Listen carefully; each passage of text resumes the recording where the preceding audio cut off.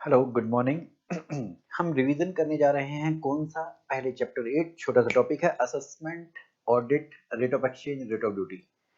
इसके बाद करेंगे वेयर हाउसिंग। तो फटाफट से आइए अपने एग्जामिनेशन बुक में पेज नंबर 8.5 पे आइए। इसमें थोड़ा नीचे आएंगे, यहाँ हमें रेट ऑफ एक्सचेंज के बारे में दे रखा है। रेट ऑफ एक्सचेंज हम कौन सा लेते हैं? सीबीआईसी का। ध्यान रहे, ओपन एक्सचेंज रेट आरबीआई का, बैंक का, सेंट्रल गवर्नमेंट का ये नहीं लेना। इंपोर्ट की वैल्यू निकालने के लिए हमें रेट ऑफ एक्सचेंज में कन्वर्ट करना पड़ेगा इंडियन करेंसी में।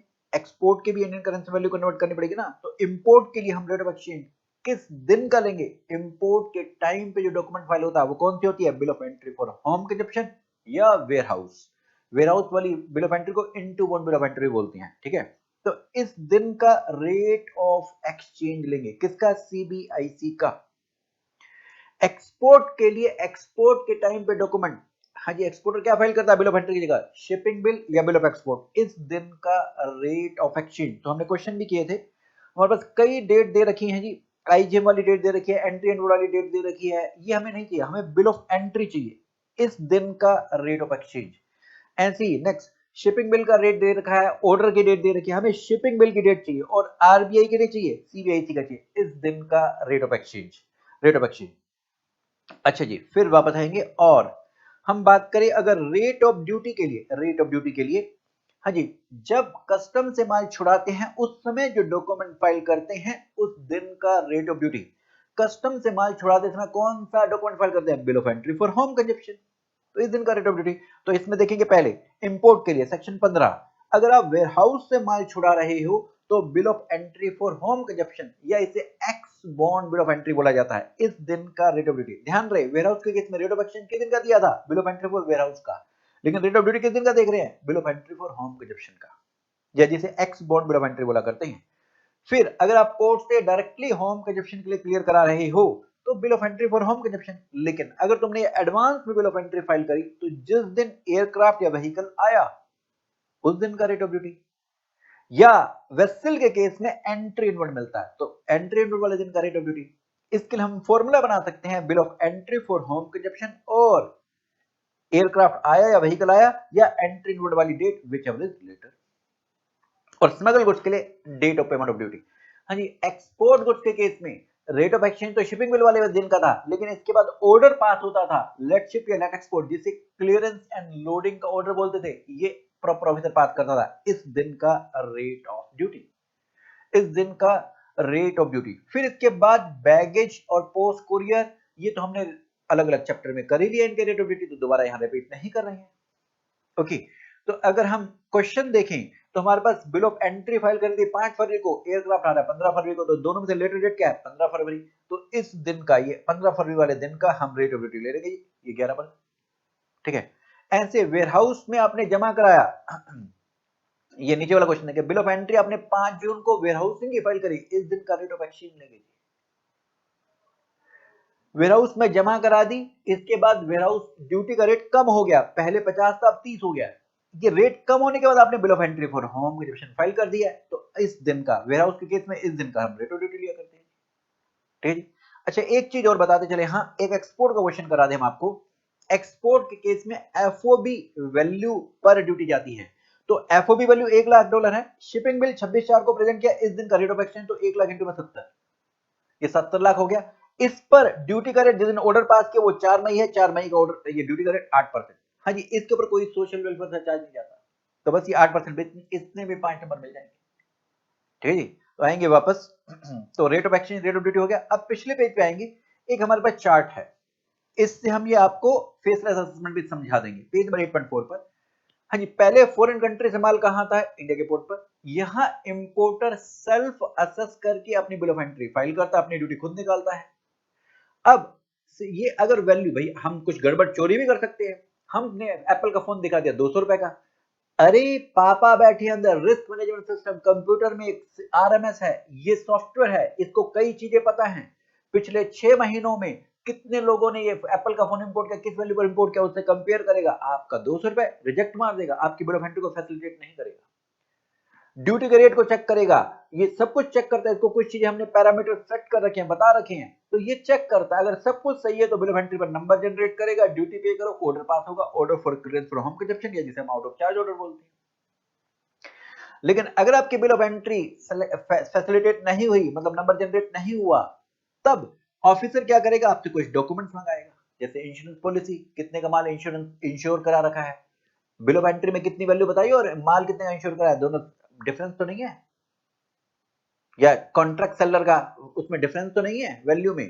तो इसके लिए वो डॉक्यूमेंट मंगा सकता है या फिर आपके गुड्स को एग्जामिन कर सकता है। अगर अब आपकी रिप्लाई से सेटिस्फाइड है तो ड्यूटी पे करा के ऑर्डर पास कर देगा, और अगर सेटिस्फाइड नहीं है तो आपकी ड्यूटी रीअसेस करेगा, और रीअसेस करे तो स्पीकिंग ऑर्डर पास करेगा। स्पीकिंग ऑर्डर का क्या मतलब होता है, रीजन बताएगा क्यों मैंने ड्यूटी का रेट ज्यादा लिया है, क्यों ज्यादा ड्यूटी कैलकुलेट कर दिया, उसमें रीजन बताएगा।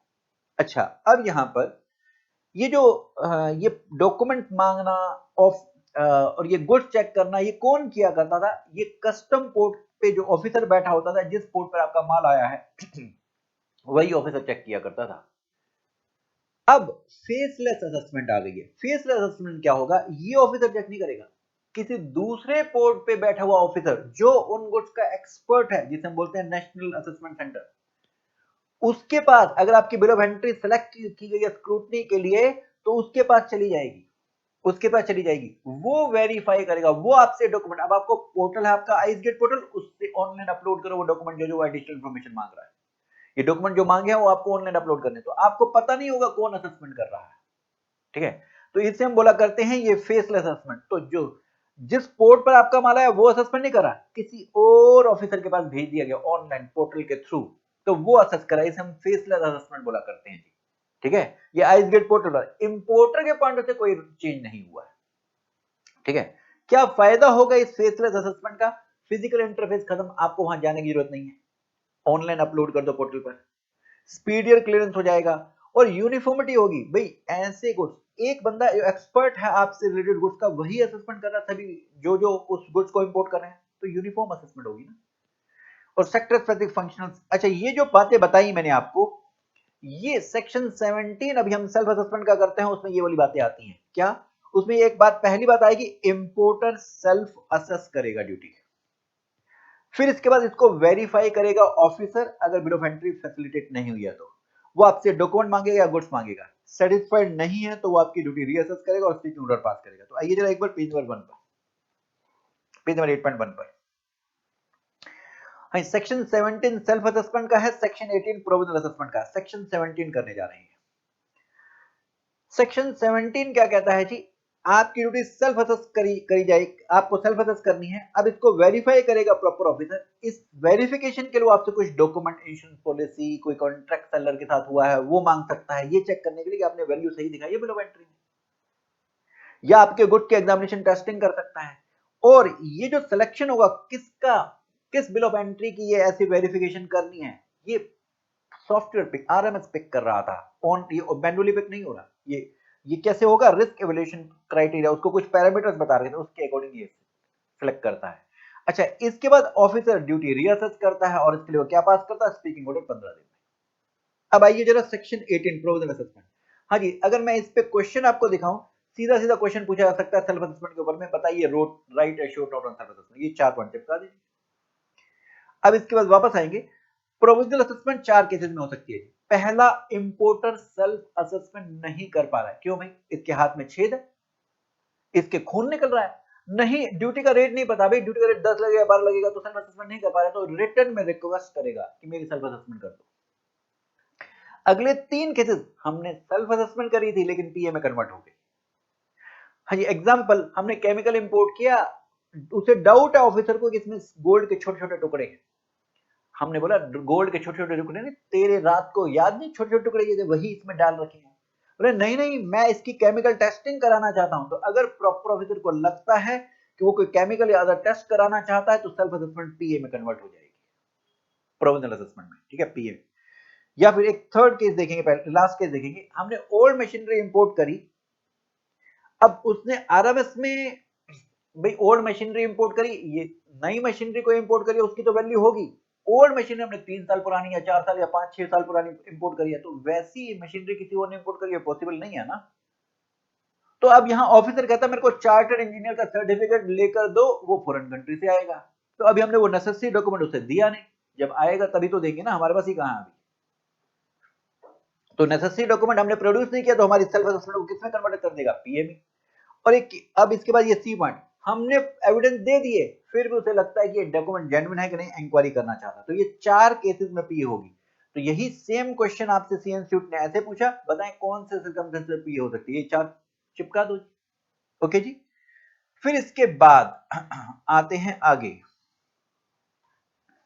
हाँ जी, अब आएंगे वापस। हाँ जी, अब इन 4 केसेस में पी हो गई। अब आपसे कुछ सिक्योरिटी भी ली जाएगी। क्यों? आपने पूछा था 10 लगेगा 12 लगेगा, उन्होंने बोला 10 लगा के अभी ड्यूटी दे दो। अब मान लो वो ड्यूटी बनती है 10 lakh provisional assessment, final assessment हो सकता हो जाए 15 लाख पे, तो वो 5 लाख की आपसे सिक्योरिटी ले लेगा या बॉन्ड भरवा लेगा। अब अगर आपकी प्रोविजनल ड्यूटी आपने पे करी, फाइनल असेसमेंट हाईयर रेट पे हुई तो आपकी डिमांड निकलेगी और इंटरेस्ट देना होगा 15% पर एनम। किस डेट से? जिस महीने में पीए हुई थी उस महीने की पहली तारीख से till the date of payment. मई मंथ में पीए हुई थी तो 10 मई, 11 मई, 15 मई, कभी भी पीए हुई हो, 1 मई से इंटरेस्ट लगेगा till the date of payment. और अगर आपकी फाइनल असेसमेंट लोअर रेट पे हुई, आपका रिफंड निकला तो आपको इंटरेस्ट मिलेगा। इंटरेस्ट लेकिन कितना मिलेगा? 6% पर एनम। और ये कब मिलेगा? फाइनल असेसमेंट होने के 3 महीने के अंदर आपको रिफंड नहीं मिला तो। और वो भी किस डेट से मिलेगा? फाइनल असेसमेंट होने के 3 महीने बाद से इंटरेस्ट मिलेगा till the date of refund 6% per annum. ठीक है, ये exception to unjust arrangement refund के चैप्टर में कवर हो जाएगा, तो यहां नहीं कर रहे। एक बार इस पे मैं क्वेश्चन दिखा दूं आपको, हमने किया था। हाँ जी, यहां देखिए, ये प्रोविजनल असेसमेंट हुई थी 12 दिसंबर को। हेलो, किस महीने में हुई है? दिसंबर महीने में। अगर इंटरेस्ट की बात आएगी तो इंटरेस्ट किस डेट से लगेगा? 1 दिसंबर से। अब लास्ट पॉइंट में दे रखा है ड्यूटी पे कर रहे हैं हम, ये ड्यूटी डिमांड करी उन्होंने 1,80,000, हम पे कर रहे हैं 5 फरवरी को, तो 1 दिसंबर से 5 फरवरी तक इंटरेस्ट लगेगा। दिसंबर में 31 दिन, जनवरी में 31 दिन, फरवरी के 5 दिन, तो 67 डेज हो गए।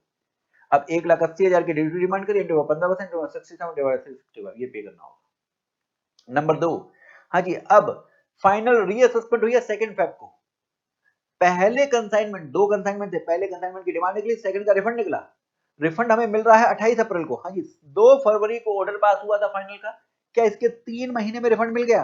28 अप्रैल को मिल गया, जी हाँ, 3 महीने से पहले मिल गया, तो कोई इंटरेस्ट नहीं, कोई इंटरेस्ट नहीं, कोई इंटरेस्ट नहीं। एक और क्वेश्चन किया था हमने, कई क्वेश्चन किए थे, एक और क्वेश्चन दिखा देता हूं। हाँ जी, अगर आप फाइनल असेसमेंट होने से पहले अगर आप कुछ और ड्यूटी जमा करा देते हैं तो जब तक आप पे करोगे तब तक इंटरेस्ट लगेगा। जैसे फॉर एग्जांपल, हाँ जी, 15 दिसंबर को पीए हुई तो 1 दिसंबर से इंटरेस्ट लगना है। अब आपकी फाइनल असेसमेंट हो रही है कब? वो तो हो रही है 20 जनवरी को, नहीं, फाइनल असेसमेंट हो रही है 31 जनवरी को। 31 जनवरी को आप 31 जनवरी से पहले 20 जनवरी को 1.5 लाख रुपए और जमा कराना चाहते हो, करा दो जी। तो 1 दिसंबर से 20 जनवरी तक तो ये जो 1.5 लाख रुपए जमा करा है इस पर इंटरेस्ट लग जाएगा। अब फाइनल असेसमेंट पर 50,000 और ड्यू हो गए, टोटल 2 लाख ड्यू हुए थे, 1.5 लाख ऑलरेडी जमा करा गया, 50,000 और ड्यू हुई। तो 50,000 पर 15% इंटरेस्ट कब से? 1 दिसंबर से, और जब आप पे करेंगे कब? 31 जनवरी को पे करें, 31 जनवरी तक इंटरेस्ट लगेगा। तो पहले में 51 दिन का, ये सेकंड केस में 62 दिन का इंटरेस्ट लगेगा। ठीक है, वापस आते हैं हम। हाँ जी, अब प्रोविजनल असेसमेंट के लिए जो डॉक्यूमेंट सबमिट करने होते हैं वो टाइम लिमिट कितनी है, और फाइनल असेसमेंट जो करेंगे वो कितना समय होगा, ये रेगुलेशन में बताया गया है।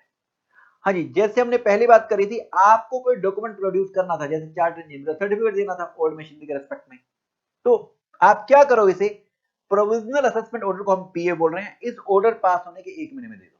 ये वाला टाइम 3 महीने का एक्सटेंड हो सकता है। अगर प्रॉपर ऑफिसर कुछ आपसे डॉक्यूमेंट एडिशनल मांगना चाहता है तो वो क्या करेगा? प्रोविजनल असेसमेंट ऑर्डर के 15 दिन में आपसे मांग लेगा, तो उसके मांगने के 1 महीने में आप दे दो उसे। ये वाला पीरियड 3 महीने के लिए एडिशनल ज्वाइंट कमीशन एक्सटेंड कर सकता है, एनी टाइम के लिए कमीशन एक्सटेंड कर सकता है। इसके बाद फिर से बात करें, आपने खुद से देना था तो पीए ऑर्डर प्रोविजनल असेसमेंट ऑर्डर के 1 महीने में दे दो, ये टाइम 3 महीने के लिए एक्सटेंड हो सकता है। अगर ऑफिसर ने एडिशनल इंफॉर्मेशन मांगी है उसके मांगने के 1 महीने में दे दो, वो मांगेगा कितने? 15 दिन में ऑर्डर पास होने के, प्रोविजनल असेसमेंट ऑर्डर के, तो मांगने के 1 महीने में दे दो। ये वाला time 3 additional joint commission extend कर सकता है और कितने पीरियड के लिए कमीशन एक्सटेंड कर सकता है। अब जो सारा डाटा आप सबमिट कर दे, इसकी इंफॉर्मेशन दो ऑफिसर को। जिस दिन आपने इंटीमेशन दी उसके 2 महीने में फाइनल असेसमेंट होगी, 3 महीने एक्सटेंशन की, कमीशन एक्सटेंड कर सकता है। ठीक है। इसमें एक खास बात क्या, बोर्ड कुछ की फाइनल असेसमेंट पेंडिंग कर देता है अगर वैसे केस, सिमिलर केस में कोर्ट में कोई प्रोसीडिंग चल रही है। तो अगर ऐसे केसेस में जहां पर प्रोसीडिंग चल रही है और आपका भी केस सिमिलर है, तो अभी आप सभी के केसेस में वो अभी असेसमेंट पेंडिंग कर देगा। तो उन केसेस में फाइनल असेसमेंट फिर कितने भी टाइम तक हो सकती है। जो प्रोडक्ट आप बना रहे हैं वैसा प्रोडक्ट कोई और भी लेके आया है, उसकी कोर्ट में कोई किसी और एसएससी के केस में कोर्ट में प्रोसीडिंग चल रही है, तो जैसा कोर्ट में डिसाइड होगा उसके लिए वैसा आपके लिए भी एप्लीकेबल कर देंगे। तो उसके लिए कोई टाइम लिमिट नहीं है, क्योंकि कोर्ट तो पता नहीं कितना टाइम लगा दे। अच्छा, फाइनल असेसमेंट एक केमिकल या अदर टेस्ट अगर रिक्वायर्ड है, इसकी फाइनल असेसमेंट 2 महीने में हो जाएगी, रिपोर्ट रिसीव होने की 3 महीने एक्सटेंशन के हैं ही। ऐसे कोई अदर इंक्वायरी इन्वेस्टिगेशन रिपोर्ट जैसे ही रिसीव होगी उसके 2 महीने में फाइनल असेसमेंट हो जाएगी, 3 महीने एक्सटेंशन के हैं।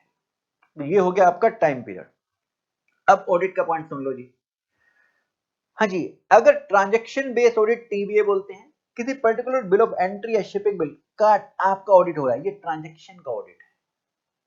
ये ट्रांजैक्शन का audit PBA premises based audit में भी कन्वर्ट हो सकता है। मतलब प्रीमाइसिस बेस्ड ऑडिट में आपकी प्रीमाइसिस पर आकर ऑडिट करेंगे। ट्रांजैक्शन बेस्ड ऑडिट डिपार्टमेंट अपने ऑफिस में बैठकर करता है, प्रीमाइसिस बेस्ड ऑडिट आपकी प्रीमाइसिस पर आकर किया जाएगा। ये एक पीरियड का होगा, किसी बिल ऑफ एंट्री का नहीं, 6 महीने, 1 साल, 2 साल, 3 साल, इस पीरियड का ये ऑडिट होता है। ठीक है, तो प्रॉपर ऑफिसर डिपार्टमेंट अपने ऑफिस में बैठ के कर सकता है, ऑडिटी की प्रीमाइसिस भी आ सकता है। अच्छा, अब ऑडिटी का क्या मीनिंग है? हाँ जी, ऑडिटी में इंपोर्टर एक्सपोर्टर का ही नहीं, इसमें कस्टोडियन सेक्शन 45 वाला, लाइसेंसी वेयरहाउस, लाइसेंसी ऑफ अ वेयरहाउस या वेयरहाउस का जिसको लाइसेंस दिया जाता है, ये कस्टम ब्रोकर, ये सब इसमें इंक्लूड है जी। बहुत एक्सटेंसिव, जो भी इंपोर्ट गुड्स से डील करते हैं उन सबका यहाँ पे कवर किया गया। एग्जाम्पल सुनिए, ये क्यों एक्सटेंड किया गया।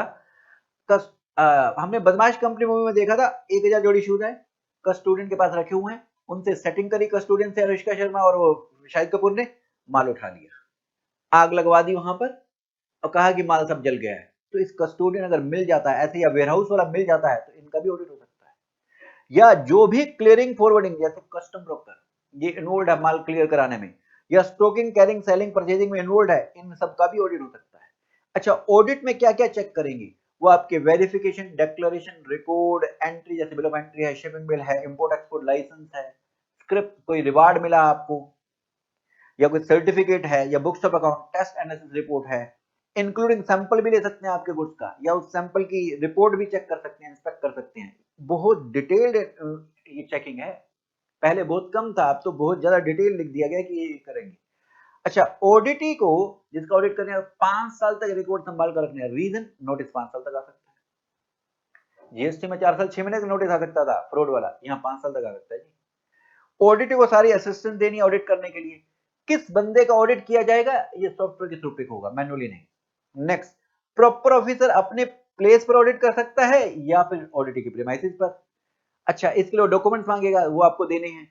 अगर आपकी प्रीमाइसिस पर अगर ऑडिट करना चाहते हो तो 15 दिन पहले उसको बताना पड़ेगा, हम तेरे यहाँ पे आना चाहते हैं, ऑफिसर को बताना पड़ेगा। आपके गुड्स की इंस्पेक्शन की जा सकती है, आपसे कुछ सैंपल मांगे जा सकते हैं। अच्छा, अब अगर कुछ ऑडिट ऑब्जेक्शन है, आपको पहले बताया जाएगा। क्यों? यहां पर जीएसटी में जैसे यहां पर भी है, आप अगर पहले ड्यूटी पे करना चाहें नोटिस आने से पहले तो पे कर दो, तो कुछ पेनल्टी से बच जाओगे या कम हो जाएगी पेनल्टी, इसलिए। अच्छा, प्रॉपर ऑफिसर अगर ऑडिट से मांगता है इंफॉर्मेशन, डॉक्यूमेंट, तो आपको देने जरूरी हैं, और आपने दे दिए तो फिर उसका आउटकम क्या है वो आपको रिपोर्ट किया जाएगा। कितने समय में ऑडिट होना, 30 दिन में, फर्दर 30 डे के लिए एक्सटेंड हो सकता है। अगर ऑडिट कंट्रावीन करता प्रोविजन को तो फिर पेनल्टी 50,000 तक लग सकती है। ठीक है, यहां हमारा ये वाला टॉपिक कंप्लीट होता है, और अब हम रिवीजन करने चलते हैं जरा वेयर हाउस के चैप्टर की। तो चैप्टर नंबर 3 निकाल लीजिए जल्दी से।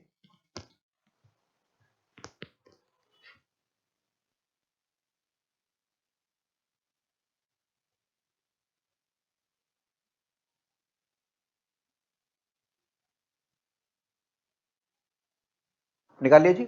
तो एक बार मैं बता दूं, वेयर हाउस के चैप्टर में आप पढ़ेंगे क्या। हाँ जी, क्यों आप वेयर हाउस में, फॉरेन कंट्री से आप पोर्ट पे लाए, आप वेयर हाउस में रखवाना चाहते हो। वजह है कुछ ऐसी कि आप जो प्रोडक्ट लेके आए हैं उसकी सेल प्राइस, सेलेबिलिटी गिरती जा रही है।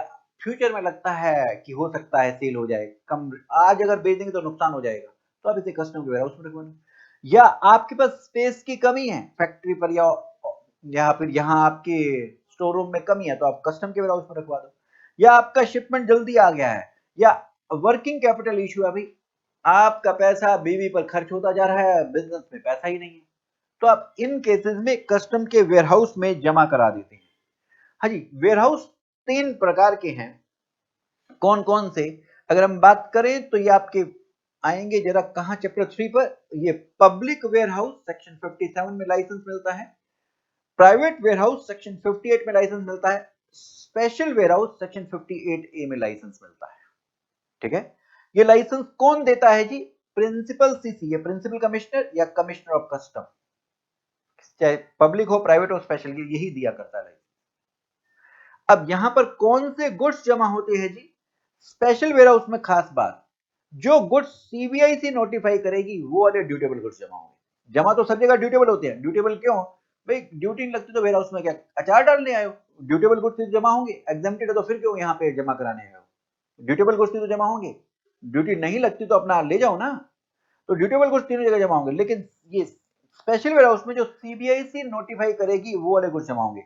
जैसे नीचे नोट दे रखा है सीबीआईसी ने कौन कौन से गुड्स नोटिफाई कर रखे हैं, मैं एक बार स्लाइड से दिखा दूं। गोल्ड सिल्वर प्रेशियस आइटम्स को नोटिफाई कर रखा है। हाँ जी, इंटरनेशनल एयरपोर्ट पर 2 टर्मिनल होते हैं, अगर फॉरेन कंट्री से इंडिया में आते हैं तो अराइवल टर्मिनल पर आते हैं, और अगर यहां से इंडिया से फॉरेन कंट्री में जाना तो डिपार्चर टर्मिनल से जाते हैं। तो कोई टूरिस्ट आया हुआ है इंडिया में, वो बाहर जा रहा है, तो यहाँ पर डिपार्चर टर्मिनल पर क्या खुली होती है? Duty free shop. जैसे एंजेलिना जोली आई है तो वो इन दुकानों से कुछ परचेज कर सकती है। अब इससे जो परचेज किया ये फॉरेन कंट्री ले जाएगी, तो एक तरीके से एक्सपोर्ट हो गया, एक्सपोर्ट हो गया। ठीक है ना, ये एक्सपोर्ट ही हो गया, एक्सपोर्ट ही मानते हैं इसको। अब स्पेशल वेयरहाउस में रखकर क्या ड्यूटी फ्री शॉप को बेचा जा सकता है? यही यही कह रहा है कि अगर ड्यूटी फ्री शॉप को अगर आपको बेचना है तो स्पेशल इंपोर्टेड स्टोर्स लाओ, फॉरेन लिकर लाओ और ये यहाँ पे जमा करा दो स्पेशल वेयरहाउस में, तो बिना ड्यूटी के जमा होगी, और यहाँ बिना ड्यूटी के ड्यूटी फ्री शॉप को दे देंगे, और फिर ये जब आगे इसको कस्टमर को, ये किसको, एंजेलिना जोली को देंगे, ये भी बिना ड्यूटी के एक तरीके से एक्सपोर्ट ही हो जाएगा। इसलिए स्पेशल वेयरहाउस में रख सकते हैं अगर ड्यूटी फ्री शॉप को देना है। इसके अलावा आप स्टोर्स का चैप्टर याद कीजिए। हाँ जी, हम फॉरेन गोइंग वेसल को या फॉरेन गोइंग एयरक्राफ्ट को ये दारू सिगरेट ये फ्यूल ये स्टोर्स बोलते थे, ये देते थे, इसे एक्सपोर्ट माना जाता था, तो इस स्टोर्स को दिया जा सकता है, स्पेशल वेयरहाउस में रखा जा सकता है। तो स्पेशल वेयरहाउस में क्या क्या रखा जा सकता है, ये सीबीआईसी नोटिफाई करती है, और ये नोटिफाई कर रखा है प्रेशियस आइटम को, गोल्ड सिल्वर एक्सेट्रा, एंड जो ड्यूटी फ्री शॉप को बेचना है, या जो वेसल एयरक्राफ्ट कौन सा है, जो फॉरेन गोइंग वेसल एयरक्राफ्ट है उसे बेचना है। अच्छा जी, फिर इसके बाद ये जो लाइसेंस आपको मिलेगा ये रिन्यू नहीं कराना, परमानेंट मिलेगा जब तक कि कैंसिल नहीं हो जाता। अच्छा जी, तो अब यहां पर जो प्राइवेट वेयरहाउस होगा, यहां कौन से गुड्स जमा होंगे? जो आप इंपोर्ट करके लाए हैं जिसको लाइसेंस मिल रखा है, या आपके बिहाफ पर कोई और इंपोर्ट करके लाया, आपने किसी और से इंपोर्ट कराया। पब्लिक वेयरहाउस में कोई भी गुड्स जमा हो सकते हैं। फिर इसके बाद प्रेमाइसेस, हाँ जी, इस वेयरहाउस में एंटर करने के लिए परमिशन लेनी पड़ती है। क्या पहले अगर वेयरहाउस से कुछ सामान उठाकर लेके जाना है ऐसे बोलना पड़ेगा, मे आई कम इन मैडम, मे आई गो आउट मैडम, मैं माल लेके जाऊं क्या? स्पेशल वेयरहाउस में ऐसा बोलना पड़ेगा, यहाँ ऑफिसर की प्रेजेंस जरूरी है, इसलिए बोलते हैं कि यहाँ पर लोक लगा रहेगा प्रॉपर ऑफिसर का स्पेशल वेयरहाउस के केस में। हाँ जी, यहाँ ऑफिसर की प्रेजेंस में ही माल आएगा और जाएगा, कोई बंदा इसके बिना परमिशन के बिना एंटर नहीं कर सकता। तो स्पेशल वेयरहाउस में कहा नहीं है, लेकिन पब्लिक प्राइवेट वेयरहाउस में परमिशन की रिक्वायरमेंट नहीं है। कंट्रोल तो रहता है यहाँ पर ऑफिसर का, लेकिन लोक नहीं लगा रहता, ऑफिसर की प्रेजेंस नहीं होती, ये रिकॉर्ड बेस्ड है कि रिकॉर्ड मेंटेन करके रखनी। तो यहां हमने ये सेक्शन 2 3 प्रकार के वेयरहाउस होते हैं ये बात कर ली, सेक्शन 57 58 और 58A कर लिया। इसके बाद नेक्स्ट पेज पे चार्ट बाद में करेंगे, पहले ये 58B देखेंगे। क्या वेयरहाउस का लाइसेंस कैंसिल हो सकता है? जी, 2 केसेस में। आपको वेयरहाउस का लाइसेंस मिला था, आपको एक्ट रूल रेगुलेशन के प्रोविजन को फॉलो करना था, अगर आपने उनको कॉन्ट्रावेन किया। एग्जांपल मैंने लिखा, स्पेशल वेयरहाउस में अभी हमने बात करी थी, लिकर सिगरेट ये स्टोर किया था, इसे किसे बेचना था? ये फॉरेन गोइंग वेसल एयरक्राफ्ट को बेचना था, लेकिन आपने डोमेस्टिक मार्केट में बेचना शुरू कर दिया, तो आप एक्ट रूल रेगुलेशन को कॉन्ट्रावेन कर रहे हैं, हम आपका लाइसेंस कैंसिल कर सकते हैं। नंबर 2, आपने लाइसेंस की कुछ कंडीशन थी, जैसे कंडीशन है कि आप कन्विक्टेड नहीं होने चाहिए, क्रिमिनल ऑफेंस के लिए आपको कोर्ट ने कन्विक्ट ना कर रखा हो, आपने बताया नहीं, छुपाया था, लाइसेंस ले लिया, बाद में हमें पता लगा तुम तो कन्विक्टेड हो, तुम तो क्रिमिनल ऑफेंस में इन्वॉल्व हो, तो हम आपका लाइसेंस कैंसिल कर देंगे। तो क्या लाइसेंस डायरेक्टली कैंसिल कर देंगे या पहले इंक्वायरी होगी? पहले होगी इंक्वायरी। इंक्वायरी के दौरान आपका लाइसेंस सस्पेंड रहेगा। ध्यान रहे, जब तक आपका लाइसेंस सस्पेंड है, इस दौरान कोई नए गुड्स जमा नहीं हो सकते। हाँ, जो गुड्स ऑलरेडी जमा हैं, वो उन पे वेयरहाउसिंग के प्रोविजंस इस चैप्टर के प्रोविजंस एप्लीकेबल रहेंगे। अगर फाइनली पता लगा कि तुम्हें लाइसेंस नहीं देना चाहिए था, तो लाइसेंस कैंसिल कर दिया जाएगा। अगर आपका लाइसेंस कैंसिल किया गया तो 7 दिन के अंदर अंदर यहां से दूसरे वेयरहाउस या होम कंजप्शन एक्सपोर्ट पर क्लियर कर लेना। तो 7 दिन तो बहुत कम है, तो एक्सटेंड करा लो। और जब तक क्लियर नहीं करा लिए जाते, तब तक वेयरहाउसिंग के प्रोविजन इस चैप्टर के एप्लीकेबल होंगे। क्या मतलब है इसका? कि जब तक वेयरहाउस में जमा है, जिनके गुड्स जमा है, वो BOE for home mission file करके अपना ड्यूटी पे करके निकलवाना चाहते तो निकलवाएंगे ना, तो इसलिए वो प्रोविजन एप्लीकेबल रहेंगे। ठीक है, तो ये बात होगी हमारी कौन सी? कैंसिलेशन लाइसेंस की। एक बार पिछले पेज पे जो चार्ट है, एक बार ये दिखा दें, यहाँ ओवरव्यू है। क्या? अगर आप वेयरहाउस में जमा कराना चाहते हैं, तो सबसे पहले सेक्शन 46 में बीओई फॉर वेयरहाउस, जिसे N21 बिल ऑफ एंट्री बोलते हैं, इस दिन का रेट ऑफ एक्शन लगता था ना, तो एक तो bill of entry for warehouse section 46 में फाइल करो, प्लस 3 गुना ड्यूटी का बॉन्ड, ये सेक्शन 59 बोलता है। तो ये ड्यूटी असेस कहां करी होगी? सेक्शन 17 या 18 में। उस ड्यूटी का फिर 3 गुना कर लो, ये बॉन्ड भरो सेक्शन 59। अगर ये काम तुमने कर लिया, तो अब ऑफिसर ऑर्डर पास करेगा सेक्शन 60 में, डिपॉजिट एंड वेयरहाउस का। अब ये जमा कहां होंगे? या तो पब्लिक में, या प्राइवेट में, या स्पेशल वेयरहाउस। अब ये वेयरहाउस में कितने समय तक रह सकते हैं? सेक्शन 61 में दिया है। ईओयू तो कितने भी समय तक रख सकते हैं, टिल देयर क्लियरेंस है, जब तक वो नहीं क्लियर करती तब तक वो रख सकती है। लेकिन अदर देन ईओयू 1 साल तक। ईओयू मतलब एक्सपोर्ट ओरिएंटेड यूनिट। हाँ, ये ध्यान रहे, 1 साल कब से? ऑर्डर की डेट थी, order for deposit in warehouse की डेट से। ये जो अदर्स हैं, रख तो 1 साल तक सकते हैं, लेकिन 90 दिन बाद इंटरेस्ट लगना शुरू हो जाएगा जी, ऑर्डर की डेट से।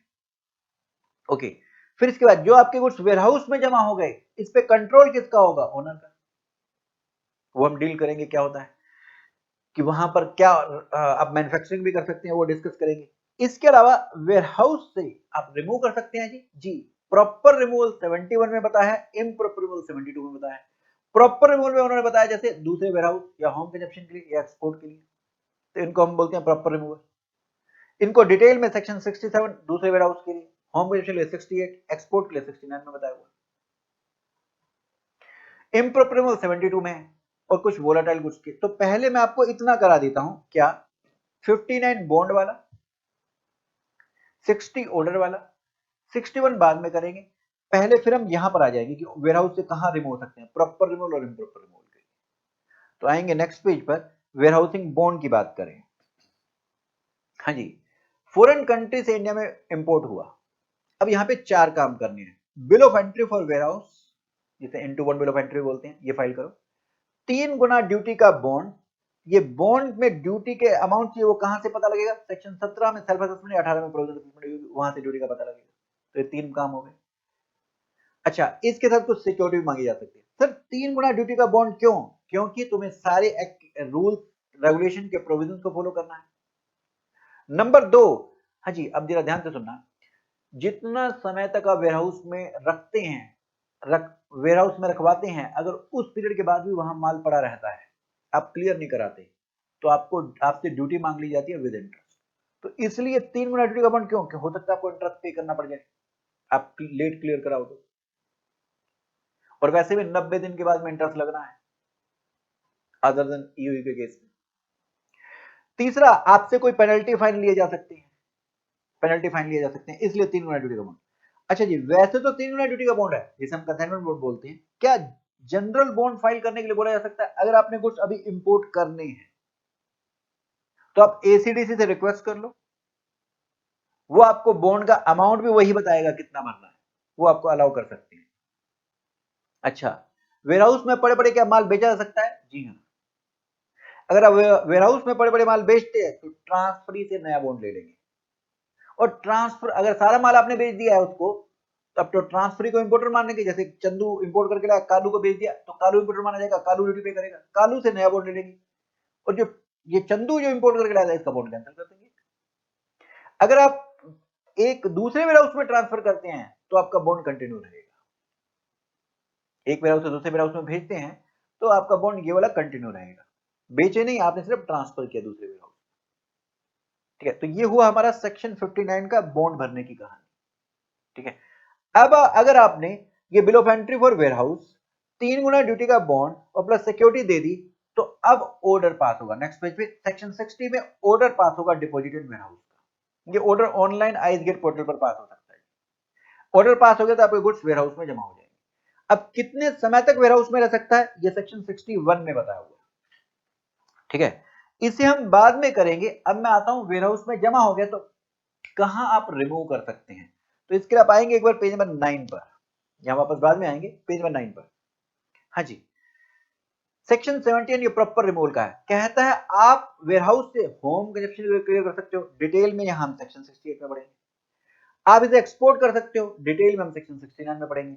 दूसरे वेयरहाउस के लिए रिमूव कर सकते हो, ये डिटेल में हम सेक्शन 67 में पढ़ेंगे। या otherwise provided in this act, जैसे आप ऑफिसर सैंपल निकाल सकता है, सैंपल ले सकता है आपके गुड्स के कुछ।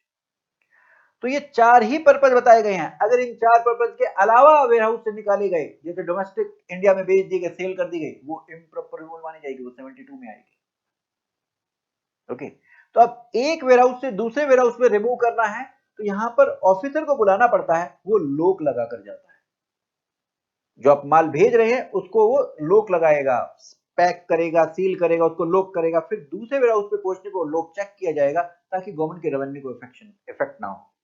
फिर ये रिमूव किया जा सकता है, ऑफिसर को बुलाकर किया जा सकता है। ओके, फिर सेक्शन 68, अगर आप वेयरहाउस से होम कंजप्शन के लिए क्लियर कराना चाहते हो, हाँ मजेदार है, इसके लिए तो बड़ा आसान हो जाएगा। होम कंजप्शन आप पहले पढ़ चुके हैं, क्या होता था, आप bill of entry for home consumption file करते हैं, फिर ड्यूटी पे करते हैं, फिर order for clear for home consumption pass हो जाता है। तो ये तो आपको पहले से ही पता है। हाँ जी, यहाँ पर वेयरहाउस से जब आप क्लियर करा रहे हैं, इस bill of entry for home consumption को हम एक्सपोर्ट बिल ऑफ एंट्री बोलते हैं। और अभी आप पढ़ के हैं, इस दिन का रेट ऑफ ड्यूटी लगता है, इस दिन का रेट ऑफ ड्यूटी लगा करता है। अब आगे सुनिए जी। हाँ जी, ये ऑर्डर क्या ये आइस गेट पोर्टल पर भी पास हो सकता है? जी हाँ, रिस्क इवैल्यूएशन फैक्टर्स को कंसीडर करते हुए।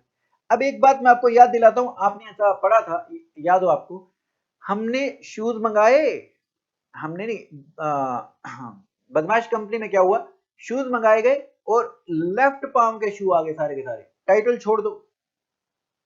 तो सेक्शन 23(2) में पढ़ा था हमने, हम ऑर्डर पास होने से पहले, ऑर्डर फॉर होम कंजप्शन या वेयरहाउस के पास होने से पहले टाइटल छोड़ देते, ड्यूटी नहीं देनी पड़ती थी। वहीं मैंने आपको बताया था कि जो गुड्स वेयरहाउस में जमा हो गए, ऑर्डर फॉर होम कंजप्शन से पहले पहले टाइटल छोड़ दो, ड्यूटी नहीं देनी पड़ेगी। तो ये ही कह रहा है। लेकिन उन्होंने क्या किया था, एक साइड के लेफ्ट पाम शू एक पोर्ट पर, राइट पाम के शू दूसरे पोर्ट पर, ये ऑफेंस कर रहे हो भाई, फिर हम टाइटल नहीं छोड़ने देंगे आपको अगर आप ऑफेंस कर रहे हैं। तो यही कहानी। अब इसके बाद section 69।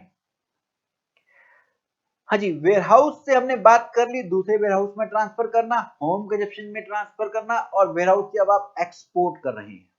Hello hello hello hello, warehouse में जब जमा किया था इंपोर्ट ड्यूटी नहीं दी थी, अगर आप वेयरहाउस से एक्सपोर्ट कर दे, इंपोर्ट ड्यूटी देनी है कि नहीं? ना ना ना, क्योंकि indirect tax destination based tax है, जिस कंट्री में कंज्यूम होगा वो गवर्नमेंट टैक्स लेगी ना। तो इसलिए अगर वेयरहाउस में जमा होते तब ड्यूटी नहीं दी थी, अब एक्सपोर्ट हो रहा है, ड्यूटी दो भी मत। यूएसए से लाए थे, श्रीलंका में बेच दिया, तो यूएसए से ला के हमने कस्टम वेयरहाउस में रखा था, ड्यूटी नहीं दी थी। अब हम वहीं से एक्सपोर्ट कर रहे हैं वेयरहाउस से, ड्यूटी देने की जरूरत नहीं है। इंपोर्ट ड्यूटी की बात कर रहे हैं, इंपोर्ट ड्यूटी नहीं देनी। एक्सपोर्ट ड्यूटी लगती है तो वो देनी पड़ेगी, जनरली एक्सपोर्ट ड्यूटी लगती नहीं। तो अब वेयरहाउस गुड जब आप एक्सपोर्ट करेंगे तो इंपोर्ट ड्यूटी नहीं देनी। तो प्रोसीजर क्या होगा, जो एक्सपोर्ट का प्रोसीजर था, हाँ जी, importer bill of entry file करता है, exporter shipping bill of export file करता है। इंपोर्टर इंपोर्ट ड्यूटी देता है, एक्सपोर्टर एक्सपोर्ट ड्यूटी देता है, या फाइन फी पेनल्टी कोई है तो।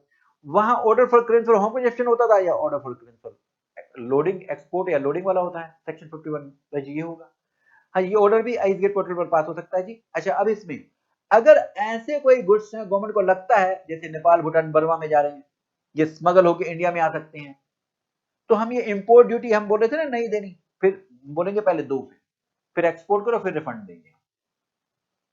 या फिर हम कुछ कंडीशन लगा देंगे जैसे इन्होंने बैन ही कर दिया कि warehouse goods Burma Nepal Bhutan हम बैन कर देते हैं, यहाँ से स्मगलिंग हो सकती है भाई, वहां से बेरोक टोक आ जा सकते हैं, तो हम कह रहे हैं कि हम वेयर हाउस गुड्स को आप एक्सपोर्ट नहीं कर सकते इन देशों में, या कुछ रेस्ट्रिक्शंस लगा सकते हैं। ये हुआ सेक्शन 69। हाँ जी, अब एक सेक्शन 70, यहां गवर्नमेंट कहती है हम कुछ गुड्स के नाम नोटिफाई करेंगे। हुआ क्या, वेयर हाउस में जमा कराई आपने दारू 900 लीटर, जब लेने गए तो 890 लीटर ही है, तो 10 लीटर है ही नहीं, उड़ गई, ऑफिसर नहीं पी गया, उड़ गई। तो उन गुड्स के हम नोटिफाई करेंगे जो गुड्स उड़ जाते हैं नेचुरल लॉस की वजह से, तो जो उड़ गए तो उनकी ड्यूटी नहीं लेंगे, ऐसा सेक्शन 70 बोलता है, ऐसा सेक्शन 70 बोलता है।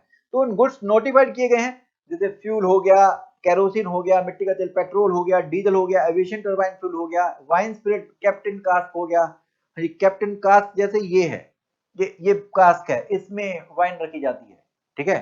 तो इसमें आपकी ये कुछ उड़ गई तो ड्यूटी भी उड़ जाएगी, ड्यूटी हम माफ कर देंगे। एक सेक्शन 723 हमने पढ़ा था, ऑर्डर फॉर क्लियरेंस से होम कंजप्शन से पहले अगर कुछ गुड्स लॉस डेस्ट हो जाते थे, हम ड्यूटी नहीं लेते थे, वहां गुड्स नोटिफाई नहीं कर रखे थे, यहां हम गुड्स नोटिफाई करें। सेक्शन 23 में तो कोई भी गुड्स के लिए आप ड्यूटी माफ करा सकते थे अगर गुड्स लॉस डिस्ट्रॉय हो गए तो। सेक्शन 70 में हम गुड्स के नाम नोटिफाई करेंगे, उनके लिए ड्यूटी रेमिट कर दी जाएगी, जैसे हमने ये एग्जांपल दिया।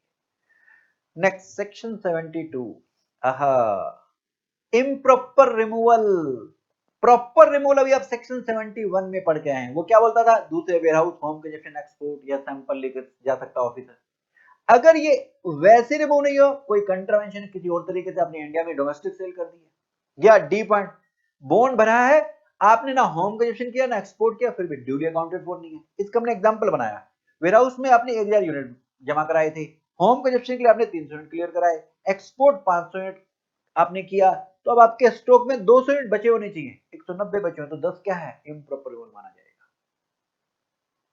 अच्छा, एक improper removal b point important है, जितना समय वेयरहाउस में रखने के लिए, मान लो आपने ऑर्डर पास कराया था, 4 महीने रखा था, 4 महीने के बाद अगर आप नहीं निकालते तो जिस दिन 4 महीने ओवर हुए, अब इम्प्रॉपर रिमूवल मान लिया जाएगा। और जिस दिन 4 महीने ओवर हुए उस दिन का ड्यूटी का रेट लगेगा, एक केसेस हम रियून कहता है। क्यों लगेगा, आप जरा सुनो। ये जो इम्प्रॉपर रिमूवल के केसेस है, यहां पर अब ऑफिसर आपको नोटिस भेज के ड्यूटी मांगेगा, तो उसे ड्यूटी निकालनी है। ड्यूटी का रेट किस दिन का ले भाई, अभी आप पढ़ के आए हैं, वेयरहाउस के केस में हम ड्यूटी का रेट लेते थे जिस दिन bill of entry for home consumption file करी। यहां तो बिल ऑफ एंट्री फाइल ही नहीं हुई, आपके वेयरहाउस में पड़े हुए हैं, टाइम हो गया, फिर भी आप उठा नहीं रहे। तो जिस दिन वेयरहाउसिंग पीरियड ओवर हुआ, ये सुप्रीम कोर्ट की जजमेंट कहती है, विद एक्सटेंशन, अगर आपने एक्सटेंशन ली थी तो जिस दिन वेयरहाउसिंग पीरियड हुआ उस दिन का हम ड्यूटी का रेट लगाकर आपको नोटिस भेज देंगे। अगर आप ड्यूटी फिर भी नहीं दे रहे तो हम ऑफिसर सेलेक्ट करेगा कौन से गुड्स को बेचना है, ताकि हम अपनी ड्यूटी इंटरेस्ट पेनल्टी जो हमें लेनी है वो ले पाए। हाँ जी, इसके बाद लास्ट सेक्शन 73 है, वो कहता है कि अगर आपने गुड्स या तो होम कंजप्शन करा लिए, या एक्सपोर्ट कर लिए, या सेल कर दिए, या आपने अदरवाइज ड्यूली अकाउंटेड फॉर है और आपने सारे ड्यूज पे कर दिए, तो हम आपका बॉन्ड जो भरा था वो 59 में हम उसको कैंसिल कर देंगे जी। अब आएंगे जरा वापस, जो हम पीछे छोड़ के आए थे पेज नंबर 4 पर, पेज नंबर 4 पर सेक्शन 61। हाँ जी, वेयरहाउस में आप कितने समय तक गुड्स रख सकते हैं। EOU, ESTP, STP या जहां गुड्स की मैन्युफैक्चरिंग हो रही है, इनकी फुल फॉर्म यहां दी है, export oriented unit, electronic hardware technology park, software technology park.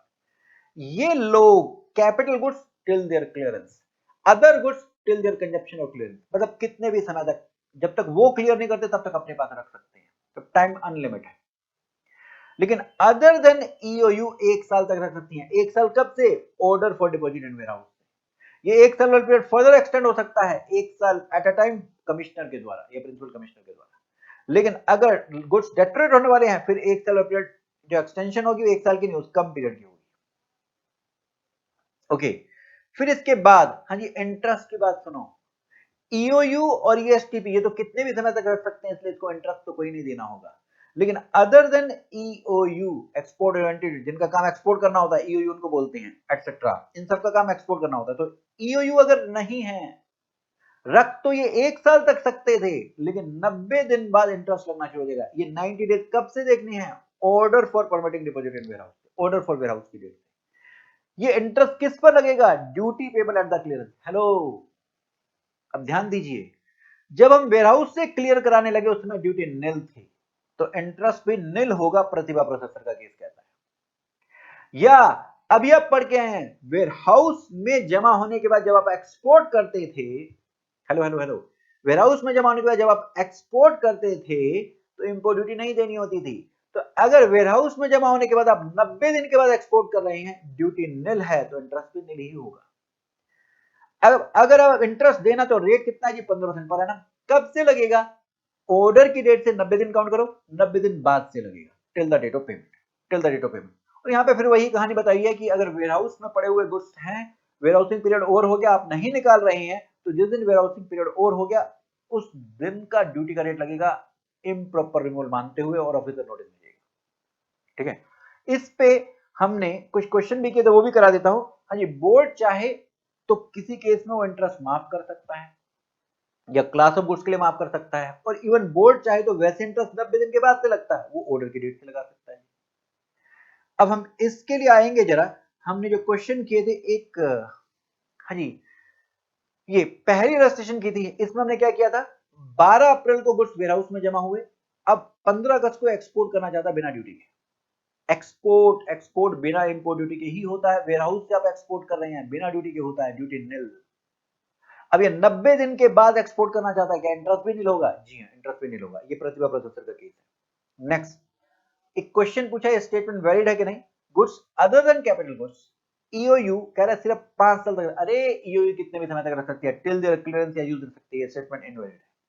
Next, interest पे 90 डेज वाला जो पीरियड है, ये कह रहे कि बिल ऑफ एंट्री वाली डेट से देखना होता है। अरे नहीं रे, ऑर्डर की डेट से देखना होता है, ये स्टेटमेंट भी इनवैलिड है। फिर इसके बाद हाँ जी, नेक्स्ट इम्प्रॉपर रिमूवल के जो 3 केसेस थे वो चिपकाने थे, सीधा थ्योरी का क्वेश्चन, ये प्रैक्टिकल क्वेश्चन में कराने आया हूं। क्या एक विपुल है, ये मोस्ट इंपोर्टेंट क्वेश्चन है एग्जाम के लिए।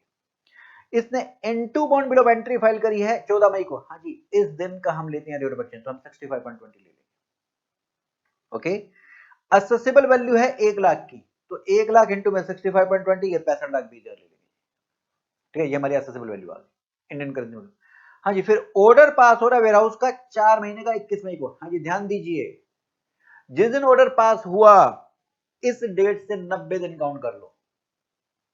अगर 90 दिन बाद ही आपके वेयरहाउस में पड़ा रहा तो फिर इंटरेस्ट लगेगा। तो 21 मई से हमने नेक्स्ट पेज देखेंगे, इंटरेस्ट निकाला, 21 मई को ऑर्डर पास हुआ, तो मई में कितने दिन और बचे? 31 दिन का मई होता ना, तो 11 दिन और बचे।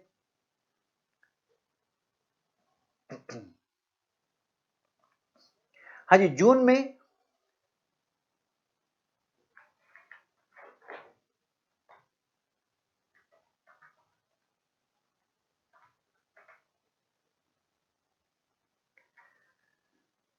ये आपके 10 आएंगे ना, 21 मई है तो 10 दिन आएंगे ना, 10 दिन मई के, जून के 30 दिन, और 31 जुलाई के 31 दिन, अगस्त के 19 दिन, तो ये 90 दिन यहां पर ओवर हो रहे हैं। तो 19 अगस्त तक आपका माल क्लियर हो गया तो ठीक, 19 अगस्त तक अगर आपका माल क्लियर नहीं हुआ तो इंटरेस्ट लगेगा जी, इंटरेस्ट लगेगा।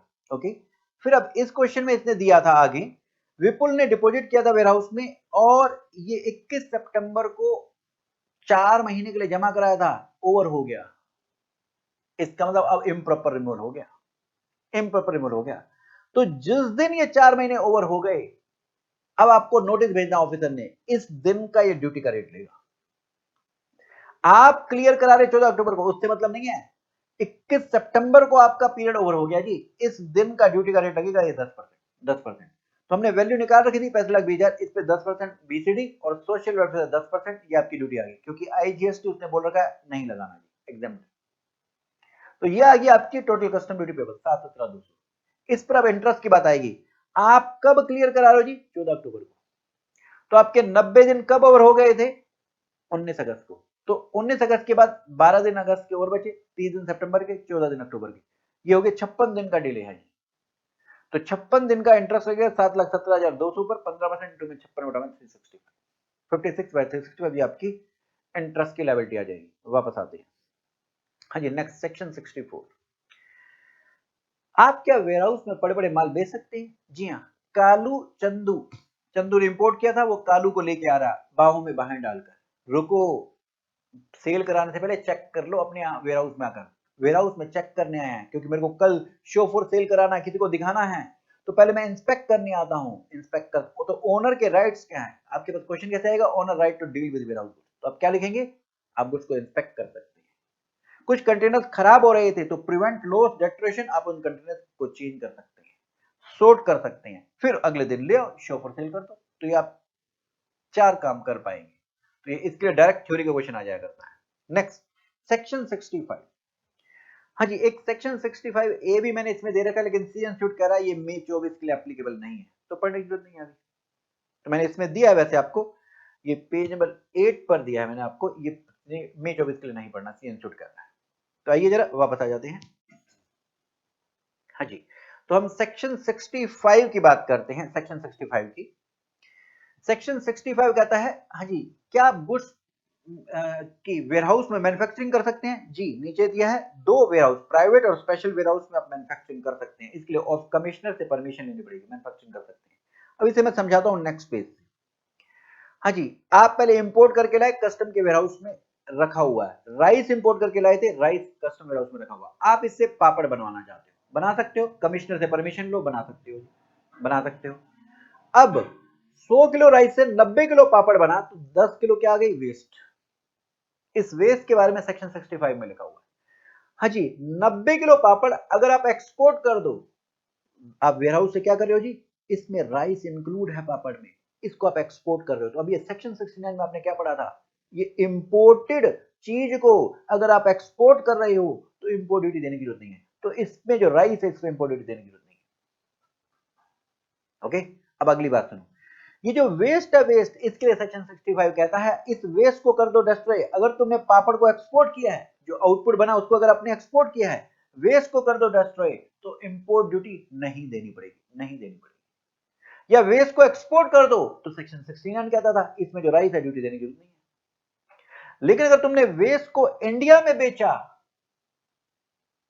तो फिर हम तुमसे ड्यूटी लेंगे, ड्यूटी का रेट, हाँ जी ध्यान रहे, हमें ड्यूटी राइस पर लेनी है, वेस्ट, इस राइस का कंटेंट जो वेस्ट में, उस राइस पर ड्यूटी लेनी है, ठीक है, इस वेस्ट में जो राइस का कंटेंट है उस पर ड्यूटी लेनी है। तो हम कैसे ले, हाँ जी, राइस का रेट है इंपोर्ट ड्यूटी का 10, वेस्ट पे 3% है, हमें लगाना तो 10 चाहिए, लेकिन ये कहते हैं हम तुम्हें कम रेट 3% लगवा देते हैं। क्यों? क्योंकि तुमने उस पापड़ को एक्सपोर्ट किया है ना। लेकिन नीचे हम चार्ट में करेंगे, अगर तुमने पापड़ को इंडिया में बेचा, फिर तुम वेस्ट डिस्ट्रॉय करो या ना करो, हम ये राइस वाला ही इंपोर्ट ड्यूटी का रेट लेंगे। जनरली वेस्ट का रेट कम होता है। मैं फिर से समझाता हूं, आपने राइस इंपोर्ट करके कस्टम के वेयरहाउस में रखा, राइस से पापड़ बनाया, पापड़ बनाया तो कुछ वेस्ट राइस हो गई, इस पापड़ को आपने एक्सपोर्ट किया, इसमें जो राइस कंटेंट है उस पर इंपोर्ट ड्यूटी नहीं। अब जो वेस्ट है, इस वेस्ट में जो राइस कंटेंट है उस पर ड्यूटी लगेगी नहीं लगेगी? अगर इस वेस्ट को डिस्ट्रॉय कर दो, हम ड्यूटी नहीं लेंगे, क्यों? तुमने पापड़ को एक्सपोर्ट किया है। या फिर इसे एक्सपोर्ट कर दो, फिर सेक्शन 69 कहता था इसमें जो राइस कंटेंट है ड्यूटी नहीं देनी, इंपोर्ट ड्यूटी। लेकिन अगर तुमने इस वेस्ट को इंडिया में बेचा तो हम मानेंगे तुम वेस्ट ही लेकर आए थे, तो वेस्ट वाला ड्यूटी का रेट लगा दो, ये 3%, 3%, ठीक है जी। नेक्स्ट केस, अगर आप राइस से वही पापड़ बनाया, पापड़ को इंडिया में बेचा, अब तो जो इसमें राइस कंटेंट है उस पर भी इंपोर्ट ड्यूटी लेनी है, और वो रेट क्या है जी, 10%, वो 10% लेंगे जी हम। इसके अलावा जो वेस्ट है, इसमें जो राइस है, इस पर भी इंपोर्ट ड्यूटी लेंगे, चाहे तुम डिस्ट्रॉय करो चाहे ना करो, ना करो तो इंडिया में बेचो, हम राइस वाला ही ड्यूटी का रेट लगवाएंगे। हाँ, अगर एक्सपोर्ट कर दो तो सेक्शन 69 कहता था फिर इंपोर्ट ड्यूटी देने की जरूरत है, ठीक है। यही बात आपके यहां पर इस सेक्शन 65 में लिखी हुई है कि अगर आप सारा एक्सपोर्ट कर रहे हैं या पार्टी एक्सपोर्ट कर रहे हैं तो हम इंपोर्ट ड्यूटी माफ कर देंगे, शर्त ये कि वेस्ट को डिस्ट्रॉय कर दो।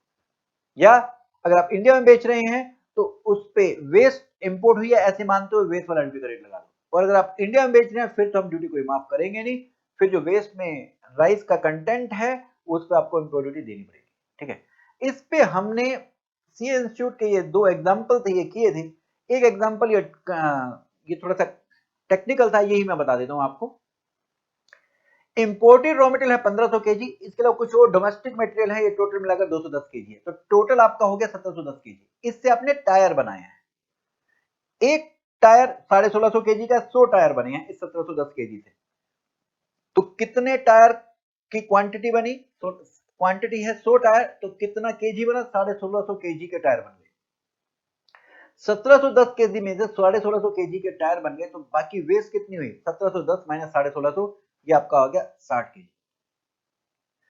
अब इस 100 टायर में से हमने क्या किया, इसमें से हमने 25 किए हैं, 25 इंडिया में बेचे हैं, 75 एक्सपोर्ट किए हैं। तो हम चाहते हैं इस 60 केजी में जो वेस्ट एक्सपोर्ट वाले टायर 75 टायर है उससे रिलेटेड कितनी है। तो 100 टायर की वेस्ट है 60, तो 75 की कितनी होगी? 60 डिवाइड बाय 100 75, तो ये आ गई 45 केजी।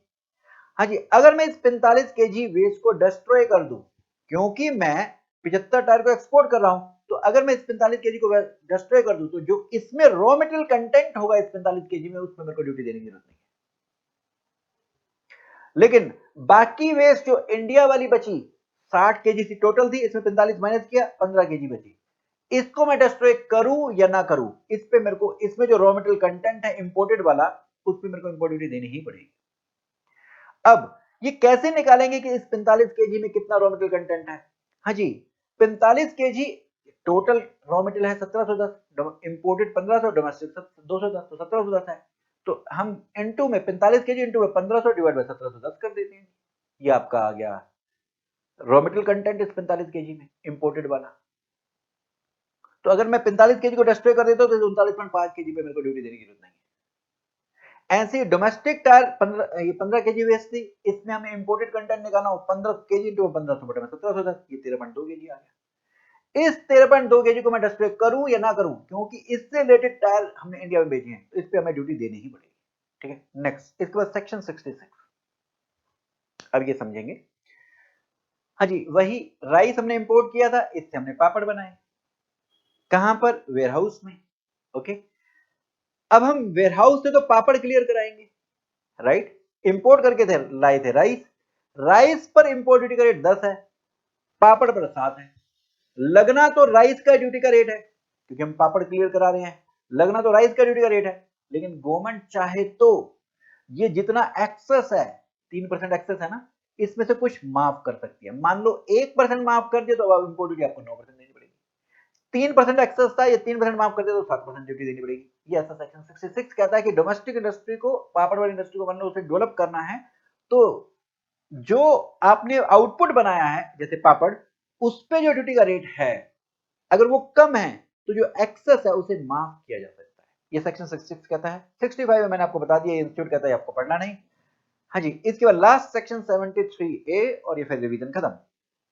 जो गुड्स वेयरहाउस में आपने रखवाए, इसमें कस्टडी किसकी होगी? लाइसेंसी को हमने वेयरहाउस का लाइसेंस दे रखा है, उसकी कस्टडी होगी, उसकी ही परमिशन से कहां रिमूव हो सकते हैं?